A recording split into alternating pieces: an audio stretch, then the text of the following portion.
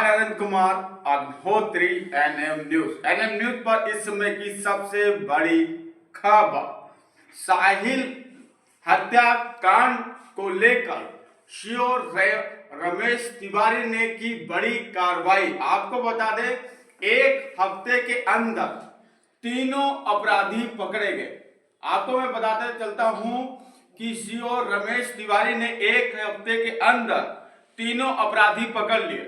आपको मैं बताता चलता हूं, बीते समय साहिल की डेड बॉडी जो थी वो छटोनिया में मिली थी।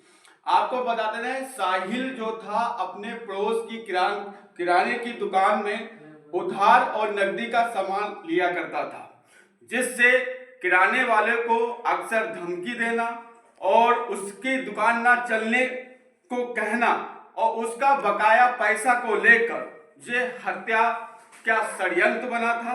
इसी में उसकी हत्या हुई थी किराना दुकान के लेन देन के चलते। आप देख सकते हैं पूरी खबर। यही तो चाहिए था, एक साथ आना। हत्याकांड का खुलासा हुआ है, क्या मामला था इसमें, कैसे क्या किया गया?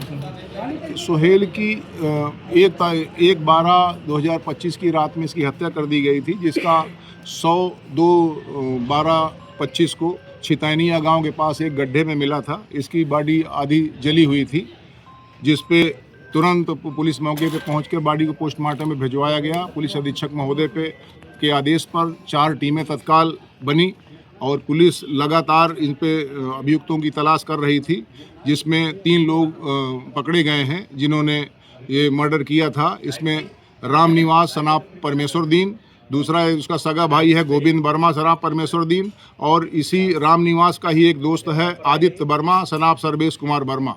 ये आदित्य वर्मा ये मृतक सुहेल का भी दोस्त था और इसी आदित्य वर्मा ने ही इसको बुलवाया था फ़ोन करके, अपने गाड़ी में बैठाल के अपने आवास पटेल नगर लेके आया। यहाँ पर अभियुक्त पहले से मौजूद थे। यहाँ पर उसको शराब गाड़ी में भी पिलाई गई और दोनों अभियुक्त पहले से मौजूद थे। यहाँ पे इनकी हत्या की गई। इसके बाद बोरे में लाश भर के छितैनिया के पास इसको फेंका गया। 1.5 लीटर पेट्रोल जो पहले से अभियुक्त गण अपनी गाड़ी से मोटरसाइकिल से निकाल के रखे थे, उसको वो तेल छिड़का गया, उस पर आग लगा के और ये घर चले आए।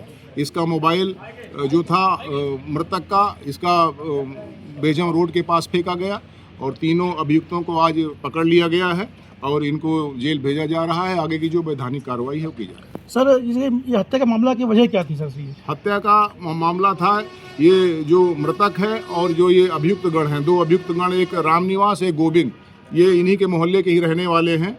अभियुक्त गणों का वहाँ मोहल्ले पर परचून की दुकान है, जिसपे इनका लेन देन का मामला था, चलता रहता था, उधार का भी और नगद का भी। कुछ पैसा शेष था, जिसमें 2024 मार्च में ये मृतक जो था सुहेल के बीच में और ये राम निवास गोविंद के बीच में कुछ आपसी कहा सुनी हुई थी, लड़ाई झगड़ा हुआ था, जिसपे ये जो अभियुक्त पक्ष है इसने मुकदमा लिखवाया था गोला थाने पे।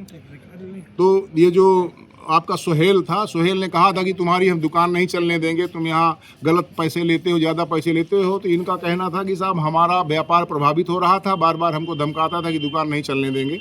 तो ये साहब अगर ये रहता, जीवित रहता, तो हमारी दुकान नहीं चलने देता, इसलिए हम लोगों ने साजिश करके मार दिया। हत्या में प्रयुक्त होने वाले हथियार कौन कौन से थे? हथियार एक चापड़ था, चापड़ पहले से खरीद के रखे थे, तो उसी चापड़ से ही इन्होंने गले पे काटा है और उसी चापड़ से ही इन्होंने सर पे भी मारा है उसको। कई जगह के घाव हुए? नहीं, गले पे घाव थे और सर पे भी घाव थे। ये सुहेल है मृतक जो है, आपको उनके कौन लगते हैं? मैं बड़ा भाई। क्या मामला था इनका, कैसा क्या हुआ है? मामला 2024 का है, 27 मार्च का। कुछ लेन देन का मसला था, तो उसमें कुछ पैसे रह गए थे बाकी, तो मैंने पेमेंट करा दिया था उनका। कुछ पैसे 100-200 रुपये बचे होंगे, तो उसकी वजह से उन्होंने विवाद किया, लड़ाई झगड़ा किया वहाँ मोहल्ले में। फिर मुकदमा दर्ज कराया सुहेल के नाम पे। मुकदमा दर्ज होने के बाद में आपसी रंजिश मान ली इन्होंने। मुकदमा कब दर्ज हुआ था? 27 मार्च को दर्ज हुआ था 2024 में। 2024 में? हाँ, 506 का मुकदमा था गाली गलौज का। फिर उसके बाद क्या हुआ? उसके बाद में 1 साल बीता है, उसके बाद इन्होंने निश्चय हत्या कर दी उसकी। ये पुलिस ने जो कार्रवाई की है उससे क्या हम बहुत संतुष्ट हैं आप? जी बहुत संतुष्ट। अच्छा, जो काफ़ी जो सामग्री जो मिली है पुलिस वालों की, जी कि क्या वही सब सामग्री आपने देखी है? जी जी मोबाइल वगैरह जो है? जी सब कुछ सुहेल का ही है।